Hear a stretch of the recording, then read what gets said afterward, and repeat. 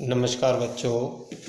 इससे पूर्व जो वीडियो था उसमें हमने बंध के समांश और विषमांश विखंडन के बारे में अध्ययन किया और हमने बताया कि बंध का जब समांश विखंडन होता है तो मुक्त मूलक बनते हैं और बंध का जब विषमांश हेटेरोजीनस फिजन होता है तो उस स्थिति में जो है आवेशित आयन बनते हैं, धनायन और ऋणायन बनता है।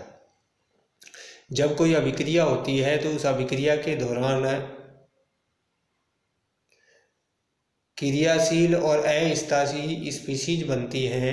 इन क्रियाशील और अस्थायी जो स्पीशीज हैं उनको हम मध्यवर्ती कहते हैं। ऐसा हमने कल पढ़ा था। ये मध्यवर्ती भी जो है 3 प्रकार के होते हैं: धनावेशित, ऋण आवेशित और उदासीन। धनावेशित जो स्पीशीज है उनको हम कार्बोकैटायन कहते हैं और ऋण आवेशित जो स्पीशीज हैं उनको कार्ब एनायन और उदासीन स्पीशीज को मुक्तमूलक, कार्बीन, नाइट्रीन और बेंजाइन जो है ये मध्यवर्ती जो है उदासीन मध्यवर्ती है। अब आज आगे जो है हम इन सभी जो मध्यवर्ती है इनके बारे में जो है अध्ययन करेंगे। आज इस वीडियो में हम बात करते हैं कार्बोकैटायन या कार्ब धनायन के बारे में।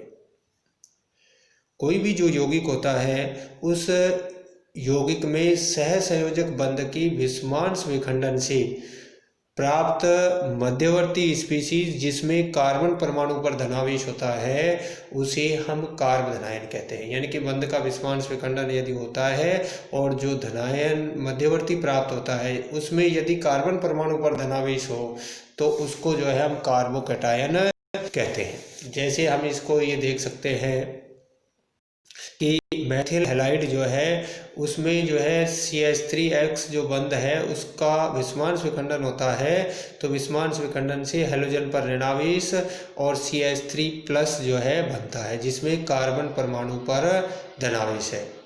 इसे हम कार्बोकैटायन या कार्ब धनायन कहते हैं। ये जो कार्ब धनायन है ये कार्ब धनायन 3 प्रकार के होते हैं इस आधार पर कि धनावेश जो है कौन से प्रकार के कार्बन परमाणु पर है। तो पहला जो है वो होता है प्राइमरी कार्बोकैटायन। प्राइमरी जो कार्बोकैटायन होता है उसमें धनावेश जो है वो प्राथमिक कार्बन परमाणु पर पाया जाता है। यानी कि यदि प्राथमिक कार्बन परमाणु पर धनावेश हो तो उसे जो है हम प्राथमिक कार्बोकैटायन कहेंगे। जैसे CH3 CH2+, इसमें जो धनावेश है वो प्राथमिक कार्बन परमाणु पर है। इसी तरह से CH3+, ये जो है आपके प्राथमिक कार्बोकैटायन है। दूसरे प्रकार का जो कार्बोकैटायन है वो है द्वितीयक कार्बोकैटायन और जब धनावेश जो है द्वितीयक कार्बन परमाणु पर होता है तो फिर हम उसे जो है द्वितीयक कार्बोकैटायन कहते हैं। जैसे CH3 CH+ CH3 यानी कि आइसोप्रोपिल कार्बोकैटायन, इसमें जो धनावेश है वो द्वितीयक कार्बन परमाणु पर है। उसी तरह से जो है द्वितीयक ब्यूटिल कार्ब धनायन, तो द्वितीयक ब्यूटिल में जो है उसमें भी द्वितीयक कार्बन परमाणु पर धनावेश है, इसलिए जो है ये द्वितीयक कार्बोकैटायन है। इसी तरह से तीसरे प्रकार का जो कार्बोकैटायन है वो है टर्सरी कार्बोकैटायन, 3 डिग्री कार्बोकैटायन। और जो 3 डिग्री कार्बोकैटायन होता है इस 3 डिग्री कार्बोकैटायन में धनावेश जो है वो तृतीयक कार्बन परमाणु पर होता है तो उसे जो है तृतीयक कार्बोकैटायन कहते हैं। जैसे CH3 CH3 C+ CH3। तो ये जो तृतीयक ब्यूटिल कार्ब धनायन है इसमें तृतीयक कार्बन परमाणु पर धनावेश है। कार्बोकैटायन की कक्षीय संरचना, orbital structure of carbocation. Carbonium ion की अगर हम कक्षीय संरचना की बात करें तो जो भी कार्बोकैटायन होता है उस कार्बोकैटायन में जो धनावेशित कार्बन परमाणु है वो sp2 संकरित होता है।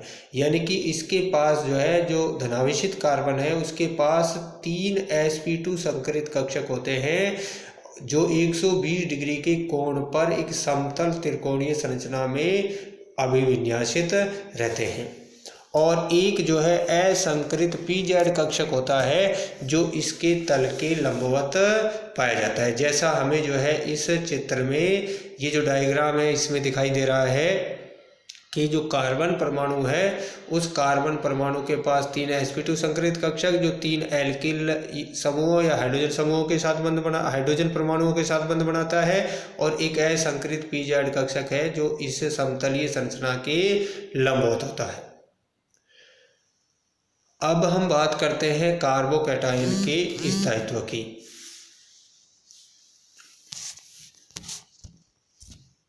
कार्बोकैटायन के स्थायित्व की यदि हम बात करें तो हम अच्छी तरह से जानते हैं कि कोई भी जो आयन होता है उस आयन पर आवेश का मान जितना अधिक होता है वो उतना ही अधिक अस्थायी होता है, अधिक क्रियाशील होता है। तो ये जो कार्बोकैटायन है इसमें धनावेश जितना कम होगा उतना ही जो है कार्बोकैटायन जो है वो स्थायी होगा।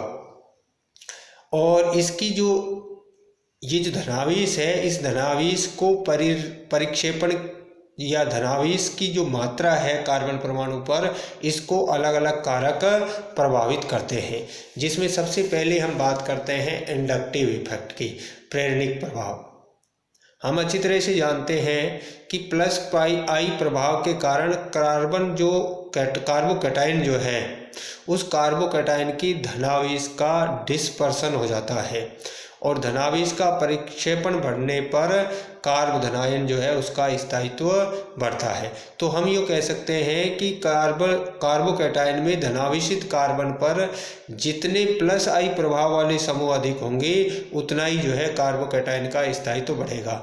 यानी कि एल्किल समूहों की संख्या बढ़ने के साथ साथ जो है कार्बोकैटायन के स्थायित्व में वृद्धि होगी, क्योंकि एल्किल समूहों की संख्या बढ़ने पर कार्बन परमाणु पर धनावेश का परिक्षेपण जो है वो बढ़ जाता है।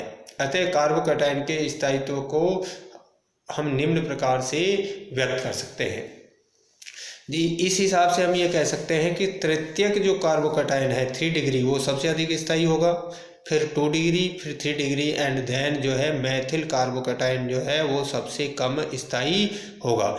इसके अलावा हम हाइपर कॉन्जुगेशन के द्वारा भी जो है कार्बोकैटायन के स्थायित्व को समझा सकते हैं। कार्बोकैटायन में बीटा हाइड्रोजन परमाणुओं की संख्या बढ़ने पर अति संयुग्मन द्वारा धनावेशित कार्बन परमाणु के धनावेश का विस्थानीकरण हो जाता है, जिससे कार्बोकैटायन का स्थायित्व बढ़ता है। यानी कि यदि जो है धनावेशित कार्बन परमाणु जो है उसके रिक्त पी कक्षक और बीटा कार्बन के जो सिग्मा बॉन्ड है वो संयुग्मन में होते हैं, और संयुग्मन में होने के कारण इस धनावेश जो है उसका पूरे समूह में जो है विस्थानीकरण हो जाता है, जिसे हम हाइपर कॉन्जुगेशन कहते हैं। तो एल्किल समूह पर जितने अधिक कार्बोकैटायन में धनावेशित कार्बन पर जितने अधिक जो है एल्किल समूह जुड़े हुए होंगे उतना ही अधिक जो है धनावेश का परिक्षेपण होगा, और जितना अधिक धनावेश का परिक्षेपण होगा उतना ही अधिक जो है उस कार्बोकैटायन का स्थायित्व होगा। जैसे हम CH3 CH2+ में हाइपर कॉन्जुगेशन की बात करें, जिसे कि हम बंधहीन अनुनाद भी कहते हैं, तो इसमें जो है बीटा कार्बन पर 3 हाइड्रोजन है, तो ये तीनों हाइड्रोजन बंध जो है टूटते जाएंगे और कार्बन कार्बन के बीच में जो है डबल बंध बन जाएगा, और ये धनावेश जो है बारी बारी से अलग अलग हाइड्रोजन परमाणुओं पर विस्थानित होता रहता है। तो जितने अधिक जो है बीटा कार्बन होंगे उतना ही अधिक जो है बीटा हाइड्रोजन होंगे उतना ही अधिक जो है इसका कार्बोकैटायन का स्थायित्व होगा। तीसरा जो कारक है जो कि कार्बोकैटायन के स्थायित्व को प्रभावित करता है वो है रेजोनेंस। अनुनाद जो है वो भी कार्बोकैटायन के स्थायित्व को प्रभावित करता है। यदि जो कार्बोकैटायन है वो अनुनाद के द्वारा स्थायी होता है तो उसके स्थायित्व में वृद्धि होती है। किसी भी जो धनावेशित कार्बन और द्विबंध के संयुग्मन होने पर अनुनाद के द्वारा धनावेश का विस्थानीकरण हो जाता है, जिससे कार्बोकैटायन के स्थायित्व में वृद्धि होती है, जिसे हम इस प्रकार से समझ सकते हैं। जैसे एल्लिल कार्बोकैटायन को हम देखें तो इसमें जो है दो संरचनाएं हैं, अनुनादी संरचनाएं, CH2 डबल बंध, CH सिंगल बंध, CH2+। तो इसमें जो है ये डबल बंध जो है फिर टूट करके और दूसरे कार्बनों के बीच में जाता है और पहले कार्बन पर जो है वो धनावेश आ जाता है और नई अनुनादी संरचना बनती है +CH2 सिंगल बंध, CH डबल बंध, CH2। इसी तरह से जो बेंजील कार्बोकैटायन है, इस बेंजील कार्बोकैटायन जो है वो भी अनुनाद के द्वारा स्थायी होता है और इसमें 6 अनुनादी संरचनाएं पाई जाती हैं, जिसमें जो है ये धनावेश और डबल बंध जो है संयुग्मन में है और बारी बारी से जो है ये धनावेश बेंजीन जो वलय है उसमें घूमता रहता है या उसमें विस्थानित होता है। पहली संरचना में जो है CH2 समूह पर जो है धनावेश है, फिर ये धनावेश जो है ऑर्थो स्थिति में आ जाता है, फिर पैरा पर और फिर ऑर्थो स्थिति पर जो है धनावेश आता है और फिर अंत में जो है वापस CH2 पर चला जाता है। तो इस तरह से ये जो अनुनादी संरचनाएं हैं जितनी अधिक होती है कार्बोकैटायन का स्थायित्व उतना ही अधिक होता है। अतः हम कार्बोकैटायन का जो स्थायित्व, जैसे ये जो विभिन्न कारक हमने पढ़े, इन विभिन्न कारकों के द्वारा इन कार्बोकैटायन के स्थायित्व के क्रम को निर्धारित कर सकते हैं। तो हम देखते हैं कि एथिल ट्राइफेनिल कार्बोकैटायन, ट्राइफेनिल जो कार्बोकैटायन है वो सबसे अधिक स्थायी होगा, फिर डाइफेनिल कार्बोकैटायन, फिर बेंजील कार्बोकैटायन, फिर एलिलिक, देन जो है तृतीयक, फिर द्वितीयक कार्बोकैटायन और फिर प्राथमिक और अंत में जो है मैथिल कार्बोकैटायन जो होता है वो सबसे कम स्थायी होता है। तो इस तरह से हम यूँ कह सकते हैं कि इन कार्बोकैटायन जो है या कार्बोधनायन जो है उनके स्थायित्व की व्याख्या कर सकते हैं।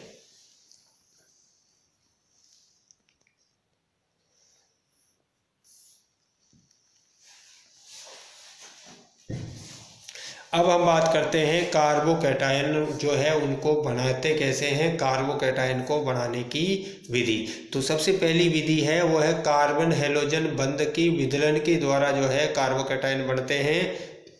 RH बंध जब टूटता है तो एल्किल प्लस यानी कि R+ और X- बनता है।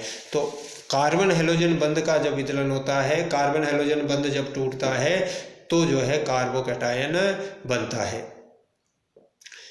एल्कीनों का प्रोटोनीकरण, एल्कीन पर जब प्रोटॉन की अभिक्रिया करवाते हैं तो भी जो है आपका ये कार्बोकैटायन जो है वो बनता है। जैसे RCH डबल बंध CH2, इस पर H+ की क्रिया होगी तो RCH+ और CH3। एल्कोहलों के प्रोटोनीकरण के द्वारा एल्कोहल की जब प्रोटॉन के साथ अभिक्रिया करवाएंगे तो ये बनेगा ROH2+, जिसमें जल का अणु निकल जाएगा और R+ बनता है। तो एल्कोहल के प्रोटोनीकरण से हम इसको बना सकते हैं। इसके अलावा कार्बोनिल यौगिकों के प्रोटोनीकरण से, कार्बोनिल यौगिकों का जब हम प्रोटोनीकरण करवाते हैं तो भी जो है हमें कार्बोकैटायन प्राप्त होता है। C डबल बंध O+ H+, ये बन जाएगा डबल बंध C डबल बंध OH2+, और ये जो है H2 निकल जाएगा और ये बनेगा आपका कार्बोकैटायन, द्वितीय कार्बोकैटायन जो है वो बनता है। तो इस तरह से ये जो है इन विधियों के द्वारा कार्बन हैलोजन बंध के विदलन, एल्कीनों के प्रोटोनीकरण, एल्कोहलों के प्रोटोनीकरण और कार्बोनिल यौगिकों के प्रोटोनीकरण के द्वारा जो है हम कार्बोकैटायन को आसानी से बना सकते हैं।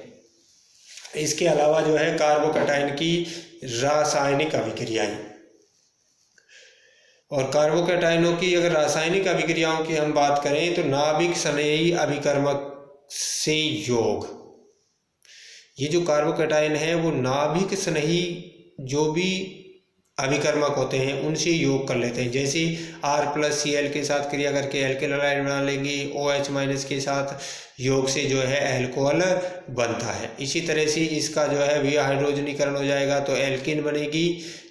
और पुनर्विन्यास अभिक्रिया की यदि हम बात करें तो ये जो कार्बोकैटायन है इसके हाइड्रोजन यानी कि H+ के स्थानांतरण के द्वारा जो है वो द्वितीयक या 2 डिग्री जो है कार्बोकैटायन बनता है। इसी तरह से जो है CH3, CH3C, CH3 और CH2+, इसमें जो है एल्किल समूह जो है उसका स्थानांतरण CH3 का स्थानांतरण हो जाता है और प्राथमिक कार्बोकैटायन से तृतीयक कार्बोकैटायन बनता है। तो पुनर्विन्यास जो है अभिक्रियाएं भी इनमें पाई जाती है। तो आज जो है हमने इसके बारे में जो है कार्बोकैटायन के क्या होते हैं, किस तरह से जो है इनकी प्रकार के बारे में हमने पढ़ा, प्राथमिक, द्वितीयक और तृतीयक के बारे में। फिर कार्बन कैटायन को स्थायित्व और इनको प्रभावित करने वाले कारक जिसमें प्रेरणिक प्रभाव, हाइपर कॉन्जुगेशन और रेजोनेंस, और इन सब प्रभावों के अध्ययन से हमें पता लगा कि इनके स्थायित्व के क्रम जो है वो क्या होता है। इसी तरह से कार्बोकैटायन जो है उनको बनाने की विधियां और कार्बोकैटायन की रासायनिक अभिक्रियाओं के बारे में हमने अध्ययन किया है। तो आप जो है रसायन विज्ञान से संबंधित जो है BSc पार्ट फर्स्ट के वीडियोस देखने के लिए इस चैनल को जो है अवश्य जो है सब्सक्राइब करें। और आज के लिए जो है इतना ही। बहुत बहुत धन्यवाद। Thank you.